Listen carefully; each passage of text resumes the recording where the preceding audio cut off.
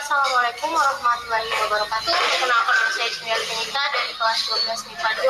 Saya di sini selaku moderator pada presentasi kali ini mengenai proses akhir hasil dari pemanenan semangka non-biji hasil dari mutasi. Untuk lebih jelasnya saya persilakan kepada teman saya Reni Oktaviani untuk menjelaskan di slide berikutnya. Assalamualaikum warahmatullahi wabarakatuh. Perkenalkan, nama saya Reni Oktaviani, perwakilan dari kelas 12 MIPA 2. Di sini saya akan mempresentasikan laporan akhir hasil penelitian dari mutasi pada semangka non-biji. Nah, untuk pemanenan buah semangka non-biji sendiri dapat dilakukan saat buah mempunyai kandungan gula maksimal. Hal ini dapat diketahui dengan memperhatikan umur tanaman dari varietasnya, yaitu pada umur 70 hari setelah tanam. Nah, ciri-ciri buah semangka non-biji siap dipanen yaitu yang pertama, warna dan tekstur kulit buah terlihat bersih dan jelas karena lapisan lilin telah hilang. Nah, untuk yang kedua yaitu warna ujung buah sudah coklat kekuningan atau tangkai buah tampak retak-retak. Nah, yang ketiga, sulur kecil yang terletak di belakang tangkai buah telah berubah dari hijau menjadi coklat tua dan mengering. Nah, untuk yang keempat yaitu bila buah ditepuk terdengar suara berat. Adapun ciri buah semangka yang belum masak adalah bila buah diketuk terasa tegang, berirama atau nyaring. Sedangkan ciri buah semangka terlalu masak antara lain yaitu yang pertama, kulit buah berwarna seperti lumpur serta bergaris-garis seperti jaring. Nah, yang kedua yaitu buah ditepuk terdengar suara berat dan bergetar. Nah, untuk persiapan panen sendiri, bila akan panen buah semangka, penyemprotan pestisida harus dihentikan paling tidak 14 hari sebelum panen. Nah, seminggu sebelum panen, tanaman yang akan dipanen ditandai dan diamati ada tidaknya serangan ulat. Nah, untuk saat panen, pemetikan buah semangka sebaiknya dilakukan pada pagi hari untuk memperoleh buah yang lebih manis, karena proses penimbunan saat makanan atau gula terjadi pada malam hari dan tahan simpan. Nah, setelah dipetik, buah semangka tidak boleh dibiarkan terlalu lama berjemur sinar matahari, karena akan menyebabkan layu dan terasa tidak segar lagi saat dikonsumsi atau dimakan. Pemetikan juga boleh dilakukan pada sore hari asal tidak terjadi hujan atau setelah hujan. Buah semangka dipetik bersamaan tangkainya dan harus dilakukan dengan hati-hati supaya buah tidak memar atau tergores atau rusak. Setelah dipetik, sebaiknya buah semangka tidak ditumpuk terlalu tinggi agar buah yang berada di bawah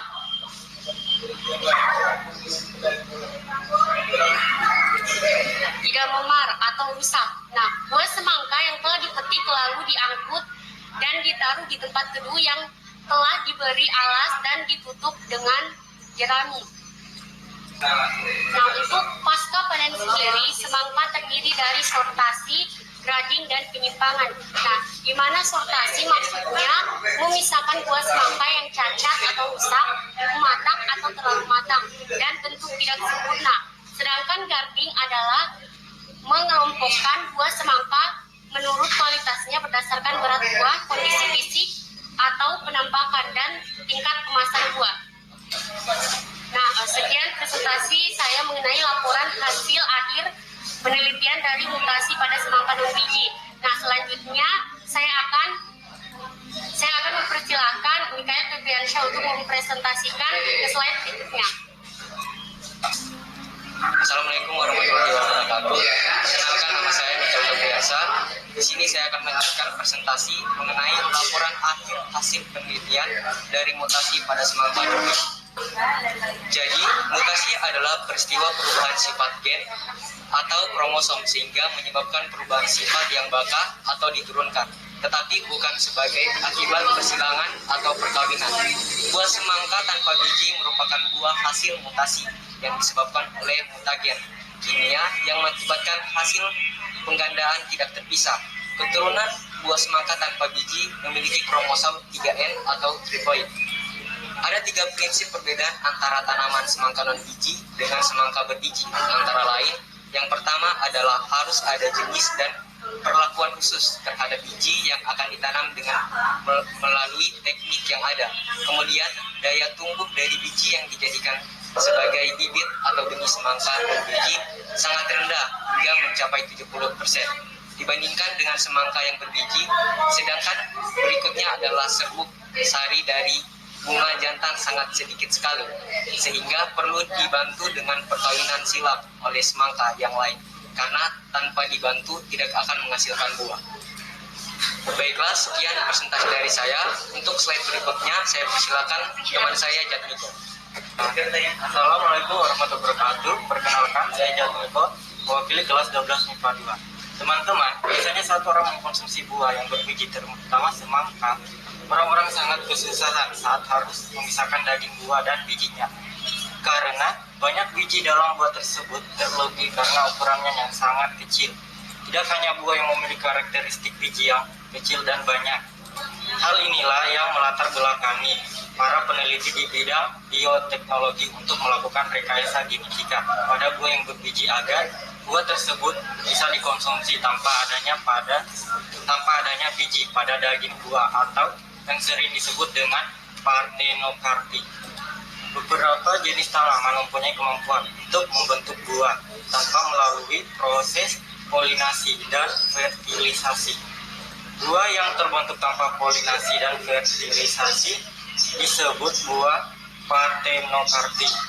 Dan biasanya buah parthenocarpy ini tanpa biji atau seedless karena tanpa fertilisasi. Parthenocarpy dapat terjadi secara alami atau genetik dengan buatan atau induksi. Parthenocarpy alami ada dua tipe, yaitu obligator apabila terjadinya tanpa faktor atau pengaruh dari luar lingkungan yang tidak sesuai untuk polinasi dan fertilasi. Misalnya pada suhu rendah dan suhu terlalu tinggi. Sedangkan parthenocarpy buatan dapat diinduksi melalui aplikasi zat pengatur tumbuh atau fitohormon. Buah parthenocarpy dapat dibentuk dengan memotong benang sari pada bunga yang siap mekar, sehingga dalam bunga itu hanya terdapat putih saja. Kemudian bunga ditutup dengan kapas lalu ditetesi dengan zat tumbuh IAA atau GA. Parthenocarpy buatan dapat diinduksi melalui aplikasi fitohormon pada pucuk bunga dengan menyinari dengan sinar X.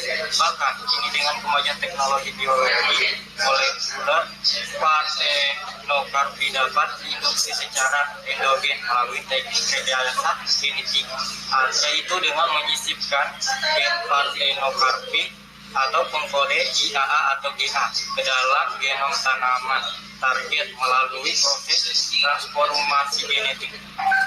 Tanaman transgenetik yang telah mengandung gen parthenocarpy akan mengekspresikan senyawa auxin pada plasenta dan ovule pada polen sebelum polinasi.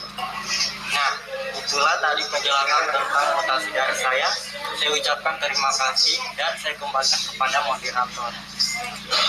Baik, itulah presentasi laporan akhir dari 12 MIPA 2. Kami ucapkan banyak terima kasih kepada Ibu Haja Fatimah Sang selaku guru pembimbing kami yang sangat hebat, yang memberikan kami wawasan yang lebih luas dalam melakukan penelitian mutasi dari awal hingga panen buah semangka tanpa biji.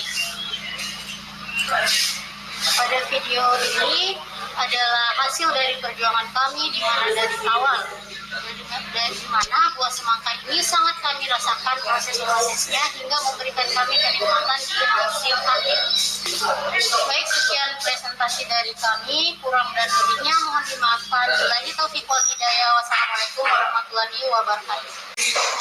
Assalamualaikum warahmatullahi wabarakatuh. Baik, di sini kami akan melanjutkan presentasi tentang pertumbuhan dan perkembangan buah semangka, di mana akan dijelaskan oleh teman saya Alfi Nur Sahdina. Baik, yang pertama proses penyiraman. Nah, proses penyiraman ini sangat penting dilakukan untuk kesuburan tanah dan pada tanaman dan sumber kehidupan bagi tanaman.